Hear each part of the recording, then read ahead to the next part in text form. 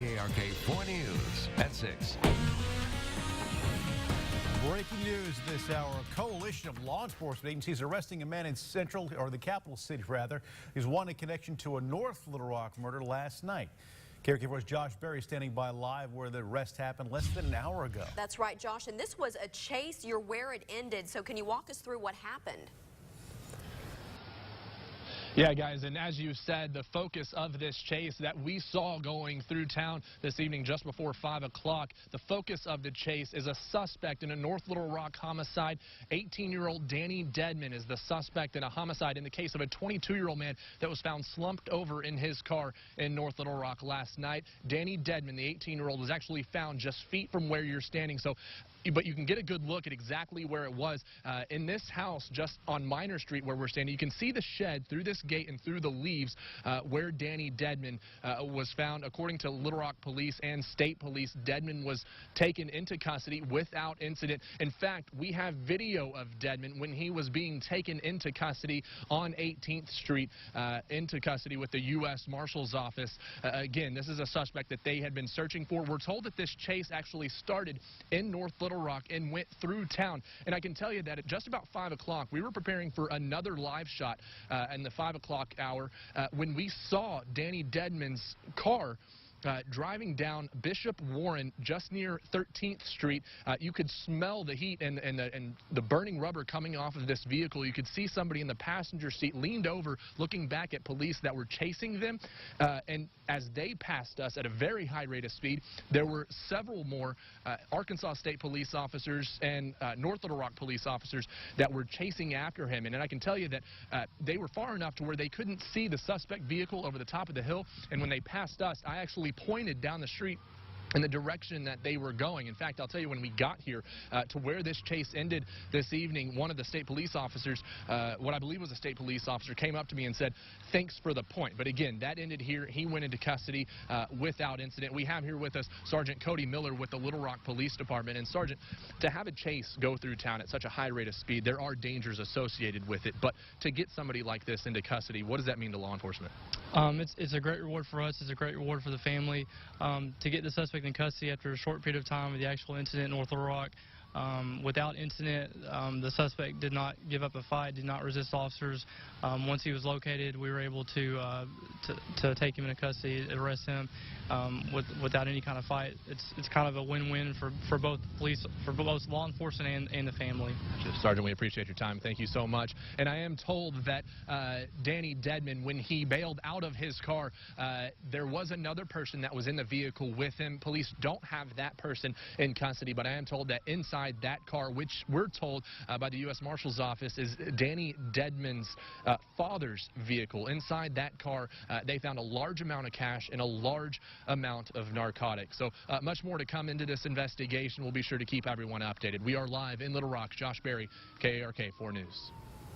All right, Josh, thank you very much. And I don't want to allude to anything, but then we hear sirens in Josh's live shot this time. So perhaps more to come there. But though, I mean, that's a perfect example of sometimes while you're covering a story, another story comes right your way. And Josh did an outstanding job. No one got hurt either in that chase. Also assisting law enforcement there. So we'll have more from Josh also tonight at 10 o'clock on that. In other news, a Pine Bluff man accused of the city of demolishing his home without notifying him first. To get out and clean up your own properties. It would keep situations from what you're reporting on today from happening. I'm not going to sit here and say, you know, it didn't need to be torn down, but that was his home. The homeowner, who has been hospitalized in another state, says he had no idea this was happening. But KARK 4's Isabella Moeller talked to the city, who says that's simply not true and that this all boils down to a matter of safety.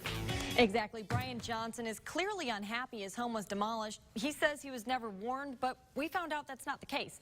The city of Pine Bluff says it will demolish more homes if they are not kept up to standard.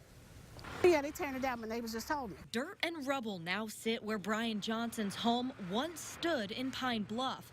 Bonnie is Brian's sister. She says he hasn't lived there in 2 years. I'm not going to sit here and say, you know, it didn't need to be torn down, but that was his home. Claiming no notices were given, the Johnsons want answers on why Brian's home went from this to this. Did we have notification to the owners. Yes, there was. Notification was done 2 different times, actually. Deputy Chief Susie Powell says the city followed protocol. Dating back to June 2013, Powell says notices were given, the last being July 9th, 2015.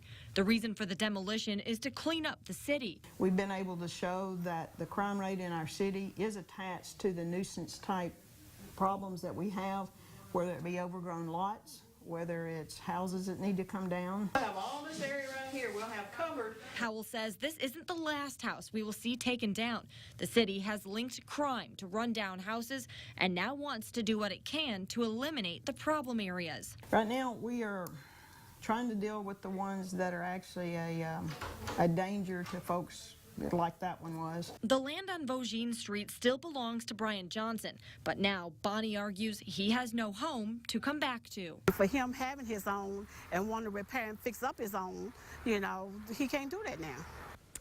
Homes that have owners not signed off on and don't take care of are those that will be torn down. Powell says that Pine Bluff recently received a grant to condemn rundown homes. The goal is to tear down almost 550 homes in the next 3 to 5 years to clean up the city. Back to you guys.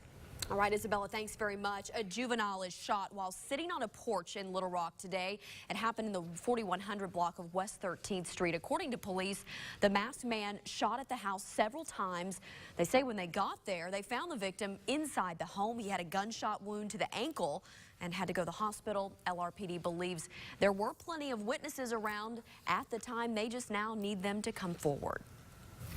And the Golden Lion community and student body coming together to grieve the death of one of their own. Pine Bluff police say Keith Wilbert was killed last Tuesday when 3 men with their faces covered broke into his home. That happening on Boone Street. Today, a coalition of people wanting to address the violence in the community are gathering for a vigil in his name. And that's where we find KARK 4's Jesse Jr. with more on this. She's standing by live with the very latest on this. Jesse, a very emotional evening there.